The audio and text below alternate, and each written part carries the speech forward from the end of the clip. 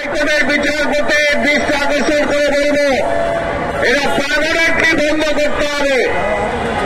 Permanently আপনি বন্ধ করে দেন, যাতে কোনোভাবেই তারা বিদেশিদের হাতে ইজারা না দিতে পারে, কাজের কাজ করতে পারেন না। আজকে যে একটু আগে কথা হলো, আমার এখানে শিক্ষক ভাই বোনেরা আজকে এখানে অবস্থান ধর্মঘট করছে। তারা কারা? প্রতিবন্ধীদের জন্য স্কুল করেছে এবং তাদের মধ্যে অনেকে প্রতিবন্ধী আছে। তাদের দিকে আপনি তাকান না, আপনি তাকান বিদেশের দিকে। সাদা চামড়া কি বেশি পছন্দ? ওটা আপনার ব্যক্তি জীবনে পছন্দ হোক, কিন্তু যখন আপনি বাংলাদেশের দায়িত্ব আছেন, এই ধরনের গুণে খাওয়া মানুষকেই আপনার পছন্দ করতে হবে।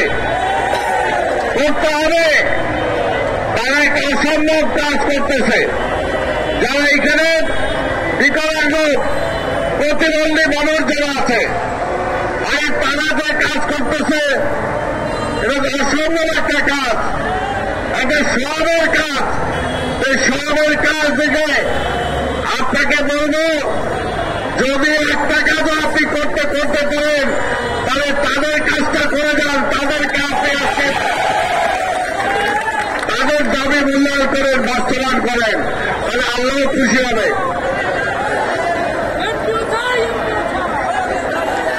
ভালো, ঠিক আছে, তাহলে আল্লাহ খুশি হবে। কারণ আমরা জানেন, এই প্রতিবন্ধীদের জন্য যারা কাজ করেন, আল্লাহ তাদের আছে সব দিবেন। যে বাবা মা তার একটা প্রতিবন্ধী সন্তানকে মানুষ করে, সেই বাবা মার জন্য কিন্তু আল্লাহ তাআলা আলাদা একটা জায়গা রেখে দিয়েছেন। কাজে সেই জায়গায় যদি শিক্ষকরা যে দায়িত্ব পালন করতেছে, ইউনূস সাহেব, আপনি যেখানে লাভ ক্ষতির হিসাব করেন, লাভ ক্ষতির হিসাব সব জায়গায় করেন না।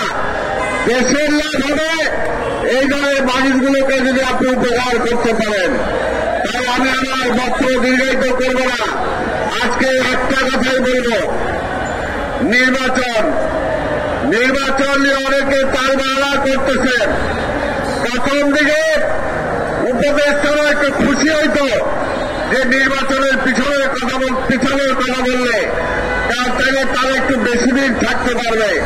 কিন্তু এখন বুঝতে পারতেছেন, বেশি দিন থাকতে গেলে কিন্তু জ্বালাও বাড়বে।